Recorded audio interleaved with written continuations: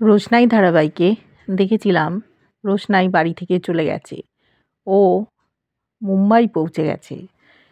সেখানে গিয়ে একজন ট্যাক্সি চালককে জিজ্ঞেস করেছে তার গন্তব্যস্থল। সে বলেছে ওকে পৌঁছে দেবে। আর মুম্বাইতে ওই জায়গাতে নিত্য নতুন ছেলেমেয়ের যাতায়াত, কত লোক আসছে, চোখে তাদের কত স্বপ্ন, তাই কোনো চিন্তা নেই। রোশনাই বলেছে আমি এই শহরে কিছু চিনি না, ওকে ওর গন্তব্যস্থানে পৌঁছে দিয়েছে। ও একটা প্রোডাকশান ম্যানেজারের জব করার জন্য এসছে মুম্বাইতে। সেখানে গেছে, গিয়ে জানতে চেয়েছে এটা ও অ্যাপ্লাই করতে পারবে কি না। ওরা তখন বলেছে যে গ্র্যাজুয়েশনটা কমপ্লিট করতে হবে। তখন জানিয়েছে আমি তো এখনও গ্র্যাজুয়েট হইনি, তবে কিছুদিনের মধ্যেই আমার রেজাল্ট বেরোবে। ওরা বলল সেটা তো এখানে লেখা নেই, আপনি চাকরিটা নাও পেতে পারেন। তখন বলল আপনি দেখুন না, একটা মহিলা ছিল রিসেপশানে, আমি অনেক দূর থেকে আসছি, অনেক আশা নিয়ে আসছি। যখন জানতে পেরেছে কলকাতা থেকে আসছে, অবাক হয়ে গেছে। বলছে আপনি অত দূর থেকে হঠাৎ করে চলে এলেন, নিজে গ্র্যাজুয়েট নন, চাকরিটা আদৌ হবে কি না, কোথায় থাকবেন, কী খাবেন, আপনি কি কোনো বন্দোবস্ত করেছেন? বলছে না, আমি তো এই ট্রেন থেকে নেমেছি, নেমেই সোজা অফিসে চলে এসেছি। আগে দেখি চাকরিটা হয় কি না, তারপর খাওয়া দাওয়া, কোথাও থাকার একটা ঠিক বন্দোবস্ত হয়ে যাবে। বলল সেই সিউরিটি তো আপনার নেই, তাহলে আপনি কি করবেন? অপেক্ষা করুন, স্যার ম্যাডামরা তো এখন এসে পৌঁছয়নি, এলে পরে আপনার সাথে দেখা করিয়ে দেবো। ও অপেক্ষা করছে। ওদিকে গরিমার অপারেশান হয়ে গেছে। এদিকে আমরা দেখেছি সুরঙ্গমা আবার নিজেকে নির্দোষ প্রমাণ করার জন্য অনেক কিছু কথা বলে যাচ্ছে। বলছে যে আমি কাউকে বোঝাতে পারলাম না, আমি কারোর কোনো ক্ষতি করতে পারি না, আমি আমার মেয়ের ক্ষতি করিনি, এমনকি রোশনাইয়েরও ক্ষতি করিনি, আমি ওর ভালোর জন্যই রাজেশের সাথে বিয়ের ব্যবস্থা করেছিলাম। ও যদি রাজেশকে বিয়ে করতো, কত হাই স্টেটাস হতো, সেটাও শুনলো না। আমি কারোর ক্ষতি করতে পারি? সকলে বলছে ঠিক কথাই তো। আর রোশনাই, এই আপদটা চলে গেছে আমাদের জীবন থেকে, এখন যা হবে সব ভালো হবে, তাই চিন্তা করতে বারণ করছে।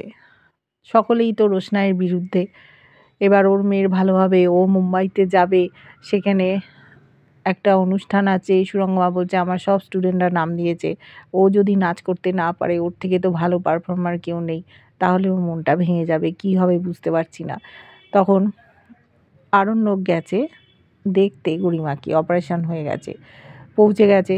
সেখানে গিয়ে দেখছে যে গরিমা তাকিয়ে আছে, জ্ঞানটা সবাই ফিরছে, কিন্তু কথা বলল না। ডাক্তারবাবু বললেন যে ওনাকে উত্তেজিত করবেন না, এখন ড্রাউজিনেস আছে, তাই চুপচাপ থাকাই ভালো, আপনি দেখে চলে যান।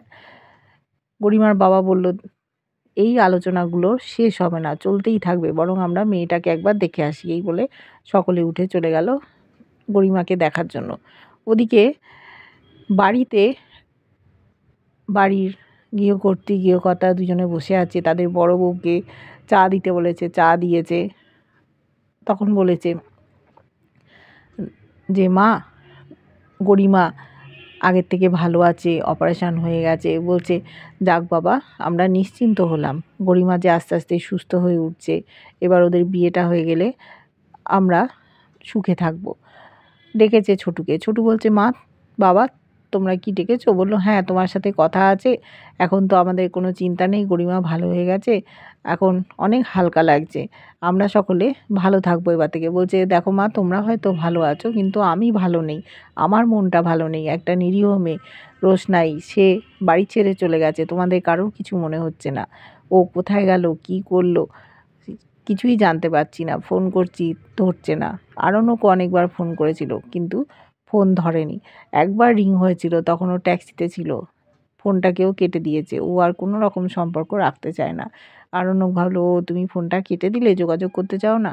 এদিকে যখন ছোটু বলছে ওর মাকে তোমরা রোশনাইকে চিনতেই পারলে না, কে ভালো কে মন্দ এই বিচার করার ক্ষমতাটাই তোমাদের হলো না। মা, তুমি তো আমাকে শিখিয়েছিলে ভালো মন্দ বিচার করতে, আমি যেটা বুঝতে পারছি তুমি সেটা বুঝতে পারছো না, কেন পারলে না? তখন বললো তুমি তো এত রোশনাইয়ের সাথে থাকো, রোশনাইয়ের বিপদ আপদে সাহায্য করো। এত যে ফোন করলে ফোনটা ধরলো না, তার মানে কীরকম অকৃতজ্ঞ মেয়ে আমরা ঠিক চিনতে পেরেছি। মেয়েটা মোটেই ভালো না, সুবিধেবাদী মেয়ে। তো সেই জন্য দেখো তোমার ফোন ধরলো না, ওকে বদনাম দেওয়ার চেষ্টা করছে। এদিকে দেখেছিলাম রোশনাইকে আর খুঁজবে না আরণ্যক, এই কথাটাই বলতে চেয়েছে ওর বাড়ির লোকজন, যে ও চলে গেছে। কিন্তু বিশ্বাস করে না সুরঙ্গমা, বলছে আপনাদের ছেলেকে কোনো রকম বিশ্বাস নেই, ও আবার রোশনাইকে খুঁজতে যেতে পারে, কিছুই বলা যায় না। আরণ্যকেরও মনটা হয়তো খারাপ হয়েছে, কোথায় গেল রোশনাই চিন্তা করছে, ভালো থাকলেই যথেষ্ট। এদিকে দেখেছিলাম বাড়ির বাইরে গেছে মিনির সাথে লালনের দেখা হয়েছে। লালন ওর বন্ধু বান্ধবের সাথে ক্রিকেট খেলছিল, বলটা চলে এসছে এদের বাড়িতে, মিনি কুড়িয়ে নিয়েছে। লালন বলছে, ও তোমার কাছে বল, দাও দাও, আমরা খেলছিলাম, আমার হ্যাটট্রিক হতে আর এক বল বাকি। বলছে সেটা আবার কি? বললো হ্যাটট্রিক জানো না? বলছে না। ও কিছুতেই বল দেবে না, বলছে তুমি আগে চকলেট দাও, তারপর বল নিয়ে যাও। তখন বলে ফেলেছে তুমি বল চোর, আর মিনি কেঁদে ফেলেছে, তুমি আমায় চোর বললে? আমি বলটা নিয়েছি, একটু মজা করছিলাম, আমার কত মন খারাপ, রোশনাই চলে গেছে। তখন ও ভয় পেয়ে গেছে, বলছে আবার তুমি কান্নাকাটি করছো, কেন করছো? এইভাবে কেউ কাঁদে? বলছে না না, আমার ভুল হয়ে গেছে, তুমি সব থেকে বেস্ট, কলকাতার মধ্যে বেস্ট, ইন্ডিয়ার মধ্যে না, তুমি পৃথিবীর সব থেকে সেরা মানুষ, ওকে তাও ভোলানো যাচ্ছে না। তারপর বললো রোশনাই কি? বলছে রোশনাই তো এখানে থাকতো। বলল তুমি তো গান জানো লালন, একটা গান করে শোনাও। ও ফাংশানে গান করে, সেই মতো ও গান করতে শুরু করেছে। গানটা শুনে ও খুব হাসছে, লালন তাকিয়ে দেখছে, বলছে তুমি কী গান করলে, আমি তো বুঝতে পারলাম না।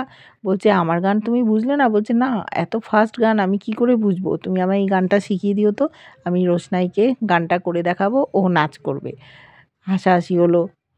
লালনের বন্ধু এসে বলছে বলটা নিয়ে চলো, নাহলে খেলাটা আটকে আছে। বলল হ্যাঁ চল চল। তারপরে ও শিবের মন্দিরে যাবে, সেখানে রোশনাইয়ের নামে ও পুজো দেবে, মিনির নামে পুজো দেবে। মিনি বলল না, তুমি তো আমাকে কথা দিয়েছিলে তুমি আমাকে সাথে করে নিয়ে যাবে, তাহলে এখন এরকম কেন বলছো? বলছে ও আচ্ছা ঠিক আছে, আমি ছোটুদার কাছে পারমিশন নিয়ে তারপর যাব। ও চলে গেল। দেখেছি রোশনাই অফিসে অপেক্ষা করছে, সেই সময় দুটো লোক এসেছিল। ওরা যখন জানতে পেরেছে যে রোশনাই বিএ পাশও না, কোথায় থাকবে ঠিক নেই, লাঞ্চও করেনি, তখন রিসেপশনিস্ট বলল যে তোমরা যাও, দেখে নেবো। তারপর সেই মেয়েটা দেখছে যে অনেক বেলা হয়ে গেছে, বলল যে একটু চা বিস্কুট খাবেন, আপনার তো মুখটা দেখছি শুকনো হয়ে গেছে। বলছে না না, আগে আমি স্যার ম্যাডামের সাথে কথা বলে নিই, তারপর ঠিক খাওয়ার বন্দোবস্ত করে নেব। ওর কাছে তো কিছু টাকা আছে, যে গান অ্যাড করে পেয়েছিল, সেইটুকুই ওর কাছে ভরসা।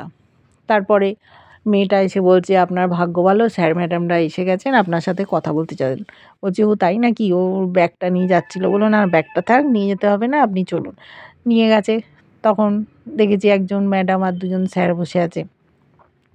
রিসেপশনিস্টকে বললো তোমায় আসতে হবে না। এবার ভেতরে ঢুকলো রোশনাই। রোশনাইয়ের কাছে ওরা সব জানতে চাইলো, ও বলল গ্র্যাজুয়েশন এখনও হয়নি, রেজাল্ট বেরোবে। তখন ওরা বিদ্রূপ করছে, বলছে যে কোনো ছেলে মেয়েই তো বলতে পারে আমি 7-8-এ পড়ি, এরপরে আমার রেজাল্ট বেরোবে তখন ডকুমেন্ট দেবো, এরম করে তো কোনো কাজ হয় না। আর আপনি এত দূর থেকে এসছেন, যদি কিছু না হয় কোথায় থাকবেন, থাকার বন্দোবস্ত করেছেন? বলছে না এখনও তো কিছু করিনি, ভাবলাম আপনাদের সাথে কথা বলে নিই, যদি চাকরিটা হয় খুব উপকার হয়, আমি এখানে একাই এসছি, কী করব বুঝতে পারছি না। কোথায় বাড়ি জানতে চেয়েছে, বলল কলকাতা থেকে আসছি, আমার বাড়ি আসলে বেনারস। এরা তো অবাক, অত দূর থেকে বিনা কনফার্মেশনে সোজা এখানে চলে এসছে। বলছে আপনি কোনোদিন প্রোডাকশন হাউসে কাজ করেছেন? বলছে না। বলল কোনো অভিজ্ঞতা নেই, কিছু না, তাহলে আপনি কি করে কাজ পাবেন? রিসেপশনের মেয়েটা আগেই বলেছিল একজন গুরুজি আসবেন, এখানে নাচের অনুষ্ঠান হবে, আর কেয়ারটেকারের মতো কাউকে দরকার, সেই কাজ হয় যদি তাহলে ও করতে পারে। রোশনাই তখন বলল দেখুন এই কাজটা যদি না হয়, অন্য কোনো কাজ যদি থাকে, যদি দেন আমার খুব উপকার হয়। ওরা বলছে যে আচ্ছা ঠিক আছে, এখানে তো একটা নাচের অনুষ্ঠান হবে, গুরুজি আসবেন, তুমি কি সেই কাজটা করতে পারবে? তাকে দেখাশুনো করতে হবে, খাওয়া দাওয়া দিতে হবে, নিচেই খাবার কিনতে পাওয়া যায়, আর যারা ছেলে মেয়ে আসবে তাদেরও খাওয়ার বন্দোবস্ত করতে হবে, সেবা যত্ন করতে হবে, সেগুলো কি তুমি পারবে? বলছে হ্যাঁ হ্যাঁ, আমি সব কিছু পারবো। তখন বলল আচ্ছা ঠিক আছে, আমরা এর বিনিময়ে 10,000 টাকা দেবো। বলছে 10,000 টাকা? আচ্ছা, তাতেই আমার হয়ে যাবে। তখন বলল তুমি থাকবে কোথায়? বলল সেটা তো জানি না, আমাকে খুঁজতে হবে।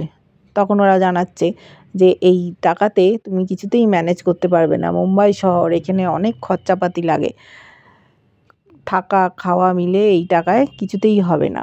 ওরা তাই ভাবছে কি করবে। বলল লাঞ্চের ব্যবস্থাটা ওরাই করে দেবে, বাকিটা নিজেকে করতে হবে। তখন ওরা ভাবছে যে ওখানে একটা রুম আছে, সেই রুমে যদিও থাকতে পারে। বলল হ্যাঁ হ্যাঁ, আমি কোনো রকম ম্যানেজ করে নেবো, আপনাদের অনেক ধন্যবাদ। ওর থাকা খাওয়ার সব বন্দোবস্ত হয়ে গেল, 10,000 টাকা পাবে। ভাবছে আমি শুরুটা তো করি, তারপর দেখা যাবে কি হয়। ও খুব খুশি, একটা বন্দোবস্ত হলো, এত দূর থেকে এসছে। এবার দেখবো যে সেখানে মানিয়ে গুছিয়ে কী করে নেয়। গুরুজি আসবেন, কোন গুরুজি আসবেন, নাচের প্রোগ্রাম হবে, সেখানেই হয়তো গরিমা আবার আসবে, আরণ্যক আসবে, আবার না ওদের সাথে দেখা হয়ে যায়, এই নিয়ে আবার সমস্যার সৃষ্টি হবে। যেখানেই ও হয়তো একটু যাওয়ার চেষ্টা করছে, সেখানেই আবার এরা পৌঁছে যাচ্ছে। কি অদ্ভুত ভবিতব্য। এদিকে ওকে তো কেউ পছন্দ করে না, করছেও না। ওরা ভাবছে আপদ বিদায় হয়েছে, স্বেচ্ছায় ও বাড়ি ছেড়ে চলে গেছে, তাই আমরা বেঁচে গেলাম। সবাই খুব খুশি, এরপরে যা হবে সব ভালো হবে। সবাই বলছে সুরঙ্গমা ভালো হয়ে যাবে, ভালোভাবে নাচ করতে পারবে, আমাদের আর কোনো চিন্তা রইল না। এখন ওকে যে হিংসে করতো আর গরিমা আরণ্যকের মাঝখানে যে চলে আসতো, সেই স্বেচ্ছায় চলে গেছে। জাহ্নবী বলছে আমার তো মনে হয় ও কোনো ভালো অপশান পেয়ে গেছে, এছাড়া কি ও বেরিয়ে যাবে? এক কথায় বাড়ি থেকে চলে যাওয়ার মেয়ে তো না। ওর নামে যাচ্ছে তাই কথাবার্তা বলছে যে ও নিশ্চয়ই এমন কোথাও গেছে যেখানে কেউ ওকে কোনো কাজের অফার দিয়েছে, না হলে ও কোথায় চলে গেল? কাউকে কিছু বলল না, ফোন করলে ফোন ধরছে না, কোথায় গেছে কিছু জানায়নি, হঠাৎ করে উধাও হয়ে গেল। ওর চরিত্রের বদনাম করছে। কিন্তু সকলে তো এরকম না, কিছু কিছু মানুষ ওকে ভালোবাসে। যেমন ছোটু বলেছিল আমার মন ভালো নেই, দাদা বৌদি এদেরও মন ভালো নেই। আরণ্যকের কথা আর বলে না, কেননা আরণ্যক ওকে সন্দেহ করেছিল, তাই ওকে আর ওদের দলে রাখেনি। এইভাবে ধারাবাহিকটা এগিয়ে যাচ্ছে। কেমন লাগছে তোমাদের নতুন আপডেট? নতুনভাবে জীবন শুরু হলো রোশনায়ের মুম্বাইতে গিয়ে। যাদের তোমরা যদি আমার চ্যানেলটা ভালোবাসো, সাবস্ক্রাইব করা, যারা ফেসবুক পেজ থেকে দেখছো ফলো করে সাথে থেকো।